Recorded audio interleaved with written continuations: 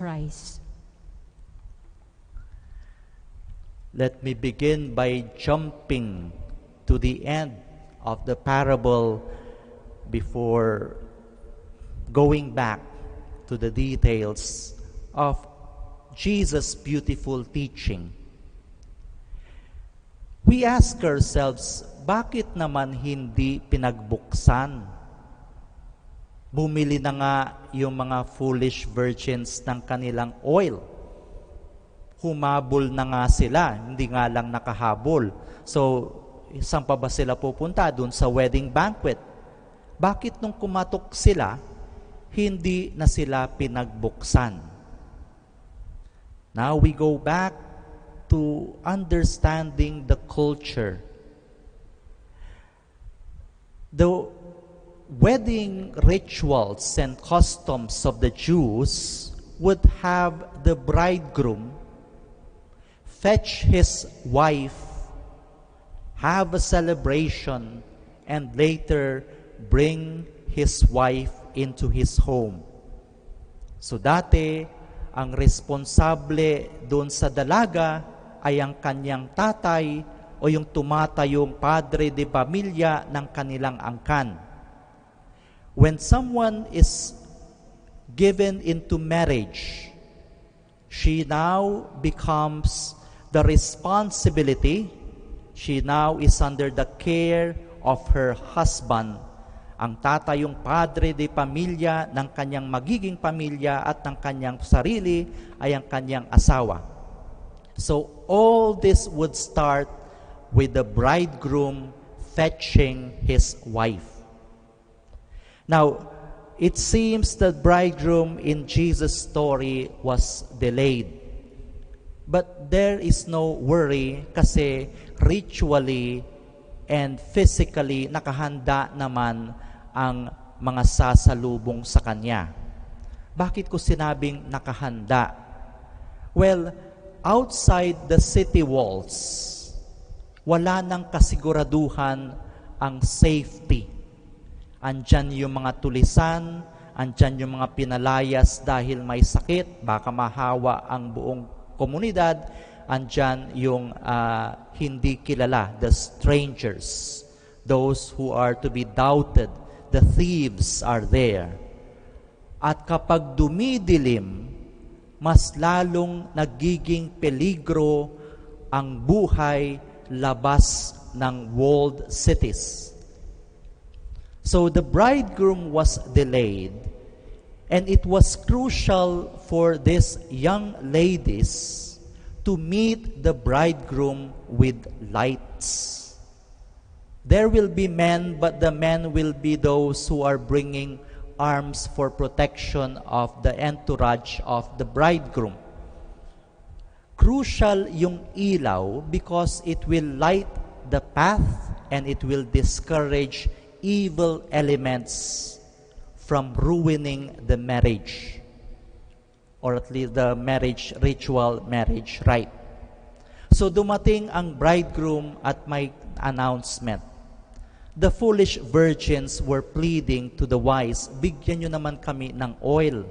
But the wise know na kapag kalagitnaan ng biyahe, naubusan sila ng ilaw, that will be an unfortunate occurrence and motivation para yung mga tulisan, yung mga bad elements, sunggaban kung anumang regalo ang meron ang bridegroom.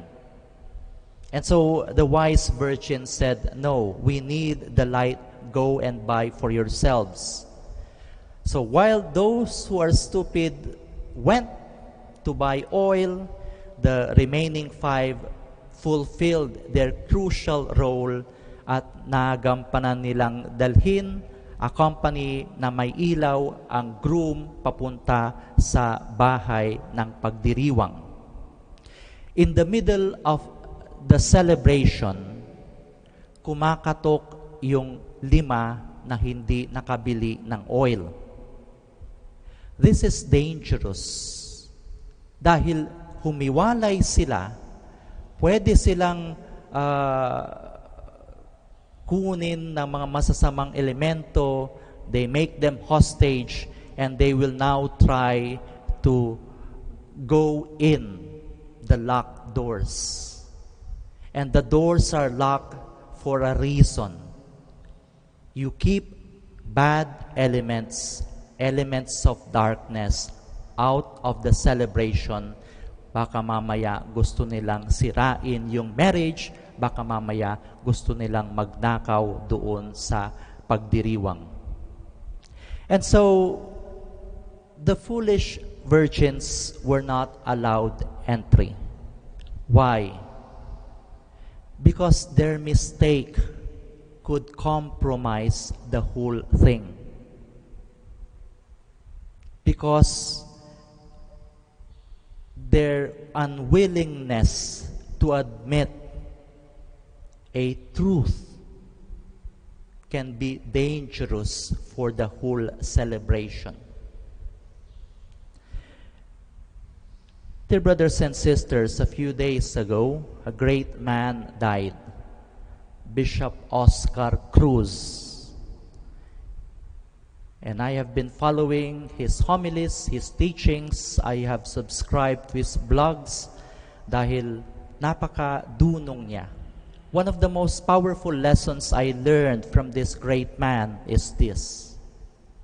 Sabi niya, truth in all its nakedness and simplicity is power in itself. Ang katotohanan, hindi mo kailangang palamutian, hindi mo kailangang dagdagan, hindi mo kailangang baguhin. Truth in all its simplicity is power in itself. The 5 foolish virgins did not want to admit a mistake. And it could have ruined everything. We all make mistakes. We all find ourselves in sometimes a web of lies. We all have shortcomings. But the way to proceed beyond mistakes, beyond shortcomings, beyond unfortunate instances is to embrace truth in all its simplicity. It is powerful. Augustine was in search of truth, and it brought him to various places. It brought him to various encounters with various people. But when faith finally caught up with him, ang sabi ni Augustine, mali pala yung tanong ko.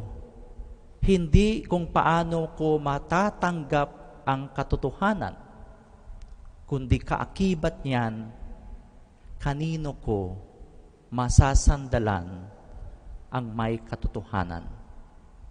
And faith, an encounter of reason with faith, allowed the conversion of Augustine.